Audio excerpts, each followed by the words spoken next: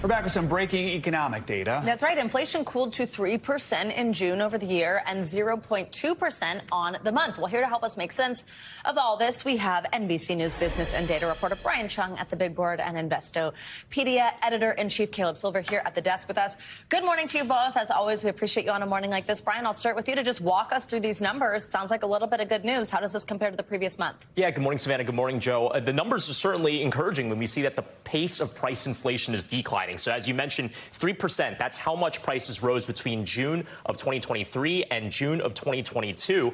That's a slower pace than the 4% that we had seen between May of this year and May of last year. But I want to point out, we're a year out from essentially what was peak inflation. So in June of 2022, the rate of inflation to June 2021 was 9.1%.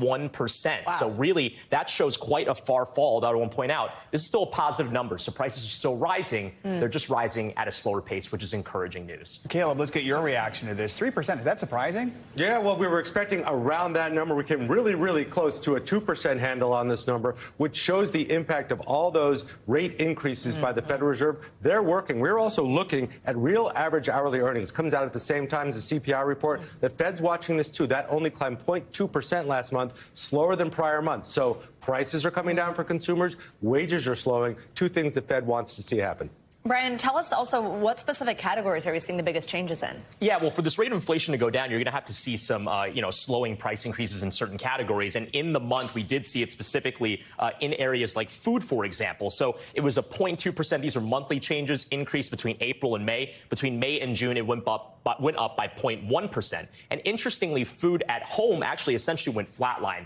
It's really food away from home dining out that got a little bit more expensive. Now, energy, we saw a decline between April and May because of gas prices going down. It didn't necessarily decline further, but it only went up by 0.6% between May and June. And I want to point out shelter. This is the most expensive thing for most budgets, right? It's the largest share, rent, mortgage payments. It went up by 0.6% between April and May, and it went up by a slower pace of 0.4% between May and June. And this is a big deal for a lot of American families because maybe this shows that the bleed through of higher rents and higher mortgage payments is starting to slow. We'll have to see whether or not that trend continues in the months to come. And those high rents have been such a huge issue over the last year or so. So you mentioned the Fed. What does this probably mean now when they meet again? Are we going to see another interest rate hike? How much longer could it last? Yeah, the Fed meets in 14 days, 5 hours, and 15 minutes. I'm not counting, you're counting.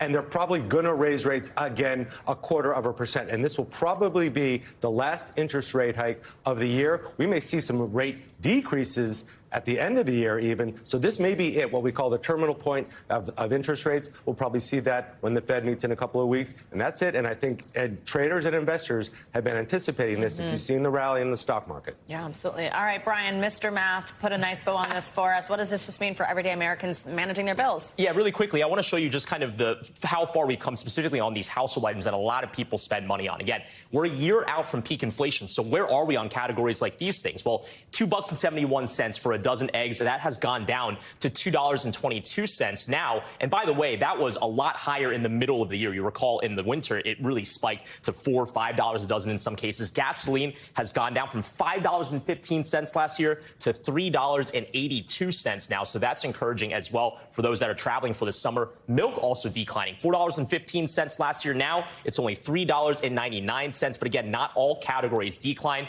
A loaf of bread actually increased from $1.69 to $1.94. So this is the kind of status of things that a lot of Americans are putting in their baskets a year out from peak inflation. Really important to recognize that, look, food prices is a major reason for why overall headline inflation has come down. But when you strip out those more core measures of inflation, that does remain high. The year-over-year measure is actually still quite high. Brian, Caleb, what would we do without you? Thank you so much, as always, for reading in so quickly and being with us. We appreciate it. Thanks for watching our YouTube channel. Follow today's top stories and breaking news by downloading the NBC News app.